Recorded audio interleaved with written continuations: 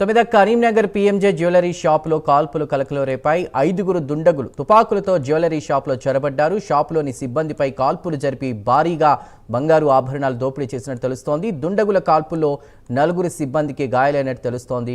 ఇదే అంశానికి సంబంధించి మరిన్ని వివరాలు మా ప్రతినిధి తిరుపతి అందిస్తారు. తిరుపతి, పోలీసులు దీనికి సంబంధించి ఏమంటున్నారు అంటే సిబ్బందికి సంబంధించి కూడా కొంతమంది సందేహాలు వ్యక్తం చేసినట్టు తెలుస్తోంది. వాళ్ళని కూడా ఆరా తీస్తున్నారు. అదేవిధంగా 5గురు ఎవరు అన్న కోణంలో ఏ విధంగా ముందుకు వెళ్తున్నారు?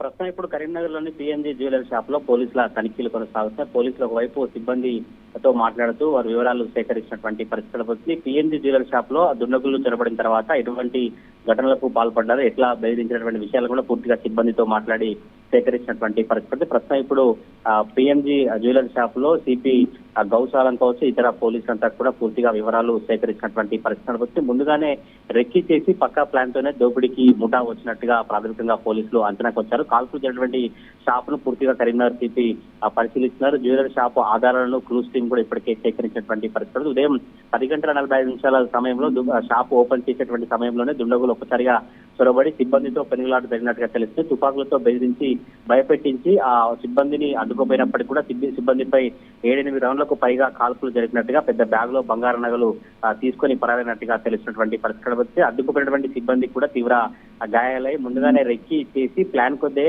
కాల్పులు జరిపినట్టుగా పోలీసులు ప్రాథమికంగా అంచనా వేస్తున్నటువంటి పరిస్థితి. పీఎంజీ జ్యువెలరీ షాప్ ఉన్నటువంటి సీసీ కెమెరాలు కావచ్చు, చుట్టూ మొత్తం కూడా 1 కిలోమీటర్, హాఫ్ కిలోమీటర్ మేర ఎక్కడెక్కడ సర్కిల్స్ కావచ్చు, ఎక్కడెక్కడ ఆ పీఎంజీ చుట్టుపక్కల ఉన్నటువంటి ప్రైవేట్ సంబంధించినటువంటి సీసీ కెమెరాలు కావచ్చు, గవర్నమెంట్ సంబంధించినటువంటి సీసీ కెమెరాలు ఉంటే పూర్తిగా ఆ ఫుటేజ్ ని తీసుకుని ఆ ఫుటేజ్ ద్వారా ఎవరెవరు 2 బైకుల ద్వారా 5గురు వచ్చిన దుండగులను గుర్తు చేసేటువంటి పనిలో పూర్తిగా పోలీసులు పెట్టినటువంటి పరిస్థితులు. ఇప్పటికే 4 పోలీసు బృందాలకు కూడా పూర్తిగా కరీంనగర్ టౌన్ లో కావచ్చు, బస్టాండ్ ఏరియాలో కావచ్చు, ఇతర రద్దీ ఉన్న ప్రాంతాల్లో కూడా తనిఖీలు కొనసాగిస్తే అనుమానితులంటే మాత్రం తప్పకుండా వారిని అదుపులో తీసుకొని విచారించినటువంటి ఆ పరిస్థితులు వచ్చి చాలా కరీంనగర్ లో ఉదయం నుంచి కూడా ఇది హాట్ టాపిక్ గా మారి కరీంనగర్ జ్యువెలరీ షాప్ లో కాల్పులు జరిగిన నేపథ్యంలోనే స్థానికులు కావచ్చు, చుట్టుపక్కల వారంతా కూడా భయాందోళన వ్యక్తం చేసినటువంటి పరిస్థితులు. జ్యువెలరీ షాప్ లో పూర్తిగా ప్రజెంట్ ఇప్పుడు క్లోజ్ టీమ్ అయితే ఆధారాలు సేకరించినటువంటి పరిస్థితులు కొన్ని బుల్లెట్స్ చూసుకోవచ్చు, తుపాకి సంబంధించినటువంటి అవన్నీ కూడా పోలీసులు స్వాధీనం చేసుకున్నట్టుగా తెలుస్తుంది. ప్రస్తుతం ఇప్పుడు కరీంనగర్ సిటీ కావచ్చు, ఇంకా క్లూస్ టీమ్ మిగతా పోలీసు బృందాలు కూడా అక్కడ వివరాలు సేకరిస్తూ బుల్లెట్లను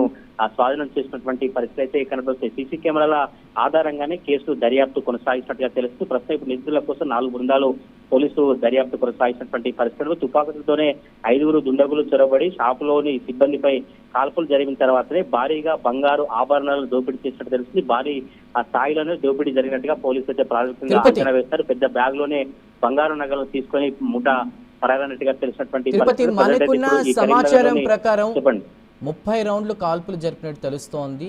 ఏదైతే షాప్ ఉదయం 10 గంటలకు తెరిచిన తర్వాత 20 నిమిషాల పాటు కూడా పెనుగులాట జరిగినట్టు, అంటే ఒకవైపు బయట రెక్కి నిర్వహించే డిస్ప్లేలో పెడుతుండగా కూడా వాళ్ళు ఎంటర్ అయ్యి వాళ్ళ మీద దాడి చేసినట్టు తెలుస్తుంది. అంటే ఇదంతా కూడా పక్క ప్లాన్ ప్రకారం లేదంటే ఎవరైనా సహాయం పొంది ఇట్లా చేశారని అనుకోవచ్చా? ఏ కోణంలో ఆలోచించాలి? పోలీసులు ఏమంటున్నారు?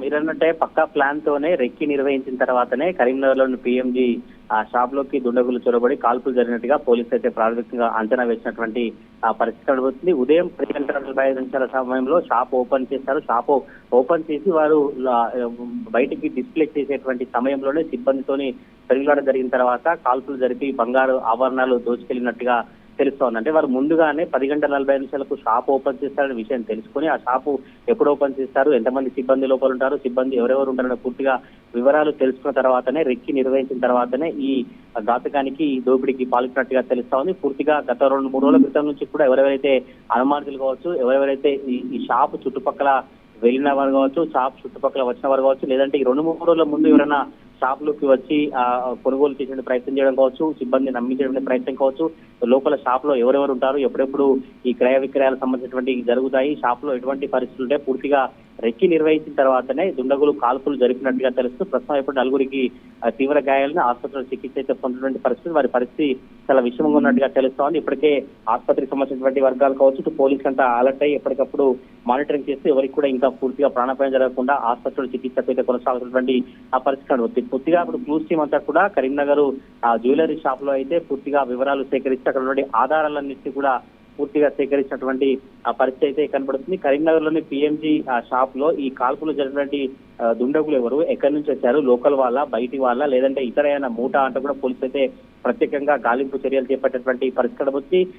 టౌన్ పోలీసు కావచ్చు, ఇతర సంబంధించిన పోలీసులందరూ కూడా పిఎంజీ జ్యువెలర్ షాప్ ముందు భారీగా మోహరించి అనుమానితులు ఎవరైనా ఉంటే మాత్రం పూర్తిగా అదుపులోకి తీసుకుని విచారించినట్టుగా తెలుస్తుంది. దుండకుల్లో కాల్పుల్లో కూడా మొత్తం సిబ్బంది కూడా పూర్తిగా గాయపడినటువంటి ఆ పరిస్థితి కనబడుతుంది. తోటి ఎవరైతే సిబ్బంది ఉంటారో వాళ్ళంతా కూడా పూర్తి వివరాలు సేకరించి ఏ టైంకి వచ్చారు, ఎవరెవరు వచ్చారు, ఎంతమంది వచ్చారు, వారు ఎట్లా ఉన్నారు, మాస్క్ పెట్టుకున్నారా, లేదంటే ఏ డ్రెస్ లో వచ్చారు, బైక్ వచ్చారా, ఆటోలో వచ్చారో పూర్తిగా పోలీసులు అయితే వివరాలు సేకరించినటువంటి పరిస్థితి. ప్రజెంట్ సంఘటన స్థలాన్ని కరీంనగర్ సిపి గౌశాలం అయితే పరిశీలించి సిబ్బందితో మాట్లాడుతున్నటువంటి దృశ్యాలు అయితే కనిపిస్తా ఉన్నాయి. అక్కడ పిఎంజే షాప్ ముందు మాత్రం పెద్ద ఎత్తున కరీంనగర్ సంబంధించినటువంటి వాసులు కావచ్చు, మిగతా వారందరూ కూడా అక్కడే వేచి చూసినటువంటి పరిస్థితి. జ్యువెలర్ షాప్ లో 20 నిమిషాల పాటు పెరుగులా జరిగినట్టుగా తెలుస్తుంది. రెక్కి నిర్వహించినటువంటి నేపథ్యంలో దోపిడీకి పాల్పడినట్టుగా తెలుస్తోంది. పూర్తిగా కరీంనగర్ సంబంధించినటువంటి పిఎంజీ షాప్ లో దొంగల ముఠా రొచ్చిపోయినట్టుగా స్థానికంగా చర్చ అయితే కొనసాగుతున్న పరిస్థితి. సిబ్బందిపై దాడికి జరిగినటువంటి ఘటనలో ఎవరెవరు గాయపడ్డారు, ఎన్ని రౌండ్లు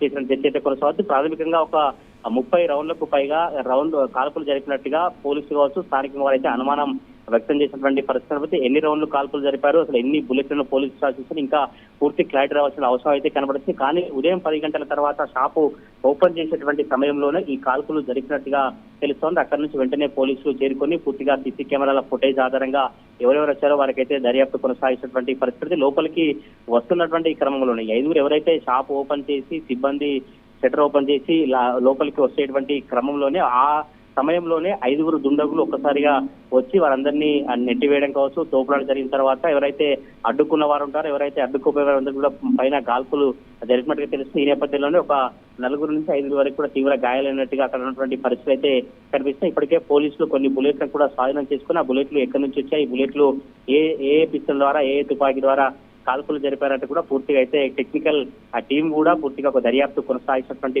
పరిస్థితి. ప్రాథమికంగా పోలీసు మాత్రం ఒక సీసీ ఫుటేజ్ ఆధారంగానే ఈ దర్యాప్తును కొనసాగిస్తారు. ఎందుకంటే సీసీ ఫుటేజ్ లోనే ఎవరెవరు వచ్చి ఉంటారు, ఎవరు లోపలికి వెళ్ళి ఉంటారు, సిబ్బంది ఎవరైనా ఉన్నారా, ఇందులో సిబ్బంది పాత్ర కావచ్చు, సిబ్బంది సంబంధించినటువంటి ఎవరైనా ప్రోత్సహించుంటారా, ఎవరైనా సహకరించుంటారన్నటువంటి అనుమానాలు కూడా వ్యక్తమవుతున్నటువంటి పరిస్థితులు. ఈ నేపథ్యంలో పూర్తిగా అక్కడ పోలీసు ఒక బారికేడ్ ఈ విధంగా కూడా ఆలోచించచ్చా తిరుపతి? అంటే ఈ మధ్య కొన్ని ఇతర పిఎంజీ బ్రాంచ్లో కొంతమంది ఉద్యోగులు కొంత ముఠాగా కలిసి బంగారం నగలు దొంగిలించి అమ్మి మోసం చేసినట్లు పోలీసులు గుర్తించినట్టు తెలుస్తోంది.